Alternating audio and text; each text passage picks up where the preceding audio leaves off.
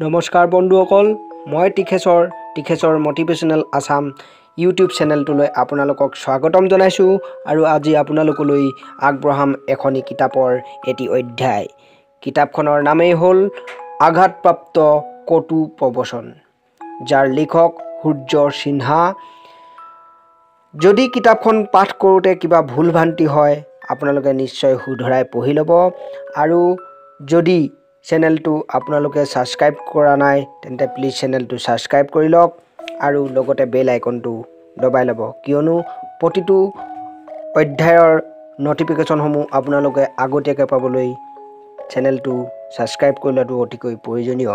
গতিকে মই আশা কৰোঁ আপোনালোকে ইতিমধ্যেই কৰি ল'লে।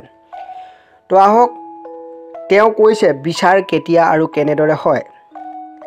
যেতিয়া আমি কোনো ঘটনাক ঘটি থকা দেখোঁ বা শুনো তেতিয়া আমাৰ মন মস্তিষ্কত অলপ নতুন তথা তাৰ লগত মিলা বিচাৰ আহে। সেই বিচাৰৰ ওপৰত আমি যিমান গভীৰ আৰু যিমান দৃষ্টিকোণেৰে চিন্তন মনন কৰোঁ সেইটো সিমানেই ভিন্ন ৰূপত আমাৰ মন মস্তিষ্কলৈ আহিব ধৰে।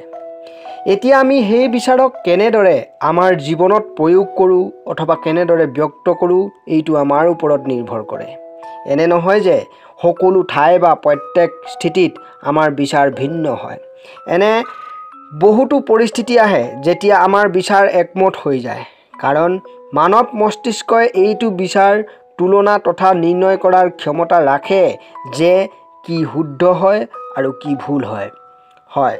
ইয়াত আমি এইটো নিশ্চয় ক'ব পাৰোঁ যে আমাৰ চেতন মস্তিষ্কই কেৱল সেই ঘটনা আৰু বিষয়ৰ ওপৰত নিজৰ বিচাৰ আৰু ভাৱনা চিন্তনক প্ৰকট কৰিব পাৰে যিটো তেওঁৰ জীৱনত ঘটিত হৈছে বা যি ঘটনা বা বিষয়ক তেওঁ দেখিছে, শুনিছে আৰু অনুভৱ কৰিছে। এইখন কিতাপ আঘাতপ্ৰাপ্ত বিচাৰতো এনে বহুতো বিচাৰ আছে যাৰ ওপৰত আপোনাৰ আৰু মোৰ বিচাৰ একমত হয়, য'ত আপোনাক এনে লাগিব যে এইটো বিচাৰ আপোনাৰ নিজৰেই হয়। সম্ভৱত বহুতো এনে বিচাৰ থাকিব পাৰে যাৰ ওপৰত মোৰ বিচাৰ আপোনাৰ লগত নিমিলিব পাৰে। যদি আপুনি চেষ্টা কৰাৰ ফলতো আপোনাৰ বিচাৰ নিমিলে তেতিয়াহ'লে মই আপোনাক এটা অনুৰোধ কৰোঁ যে যি বিচাৰৰ ওপৰত আপোনাৰ আৰু মোৰ বিচাৰ একমত হ'ব পৰা নাই সেই বিচাৰক আপুনি আৰু অধিক গভীৰতাৰে নিৰীক্ষণ কৰক। বাস্তৱত ইয়াতেই আপোনাক মোৰ বিচাৰে আৰু অধিক আঘাতপ্ৰাপ্ত কৰিব। ইয়াতেই আপুনি নিজকে শুধৰাবৰ আৱশ্যক হয়।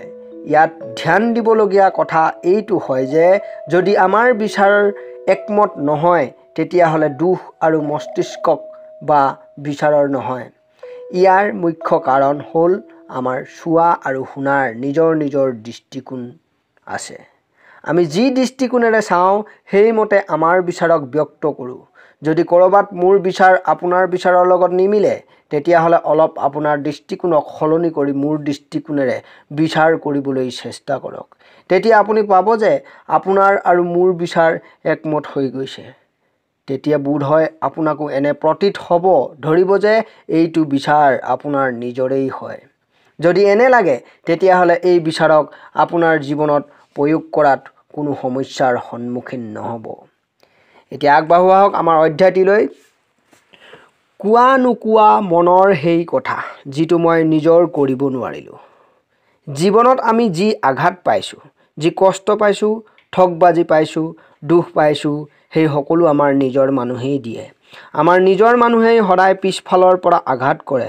শত্ৰুৱে কেতিয়াও পিছফালৰ পৰা আক্ৰমণ নকৰে, কাৰণ সদায় তেওঁ যুঁজিবৰ বাবে সন্মুখলৈ আহে। কিন্তু মিত্ৰ পিঠিৰ পিছফালে থাকে, সাহস বঢ়াবলৈ আৰু সহায় কৰিবৰ বাবে নহয়।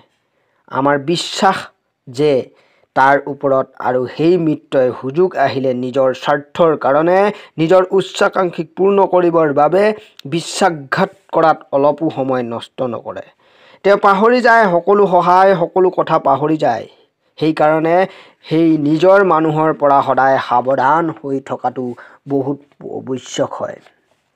যাৰ ওপৰত এনে নিজৰ মানুহ আছে তেওঁলোকক শত্ৰু আৱশ্যক নহয়। এনে নিজৰ মানুহৰ পৰা বাচক, কাৰণ তেওঁলোকৰ দ্বাৰা পেলোৱা ফুলেও ডাঙৰ আঘাত দিয়ে। এনে আঘাতক, এনে ঘাঁক মনত লাগিব নিদিব। ইয়াক এক শিক্ষাৰ ৰূপত লওক। পুৰণা কথা দিয়াক মনত পেলাই নিৰাশ নহ'ব, নিজৰ লক্ষ্যৰ পৰা বিমুখ নহ'ব। সেইটো অৱস্থালৈকে গৈ নাপাব যে তেওঁলোকে এনেদৰে ক'ব নালাগে যে তেওঁ আমাৰ কাৰণে আজি এইটো অৱস্থাত আছে। তেওঁক আমি সহায় কৰিছিলোঁ। এনে আঘাতৰ পৰা শিক্ষা লৈ কষ্টৰ তিতা কেঁহা ৰস সেৱন কৰি তুমি শক্তিশালী হ'ব লাগে।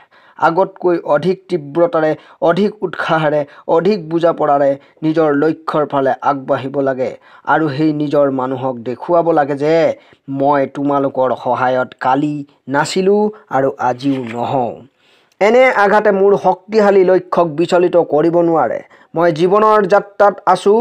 আমি সকলোৱে জীৱনৰূপী এইখন ৰেলৰ যাত্ৰী হয়। এইটো যাত্ৰাত মই বিভিন্ন ধৰণৰ যাত্ৰীক লগ পাইছোঁ আৰু আগলৈ পাই থাকিম।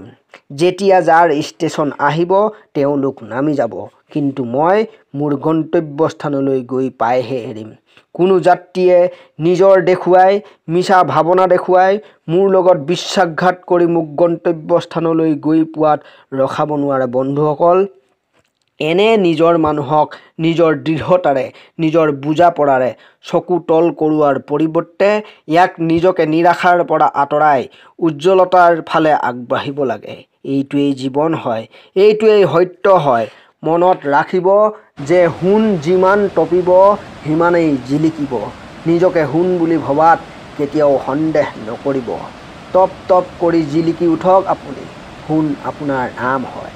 তপি থাকক, তপি থাকক, তপি থাকক, আপোনাৰ কাম হয়। আঘাত, কষ্ট, ঠগবাজি কৰি লাখ লাখ বাধা দিব পাৰে, কিন্তু আপুনি নিশ্চয় জানে যে আপোনাৰ কাম কি আৰু আপোনাৰ লক্ষ্য কি হয়। ধন্যবাদ থাকিল সকলোলৈ। আজি অধ্যায়টো ইমানতে সামৰণি মাৰিছোঁ। আৰু এতিয়ালৈ যদি আপোনালোকে চেনেলটো ছাবস্ক্ৰাইব কৰি লোৱা নাই, এনেকুৱা ধৰণৰ আৰু নেক্সট অধ্যায়সমূহ পাই থাকিবৰ কাৰণে চেনেলটো প্লিজ ছাবস্ক্ৰাইব কৰি ল'ব। ভাল লাগিলে লাইক কৰিব, কমেণ্ট কৰিব, শ্বেয়াৰ কৰিব। Thank U.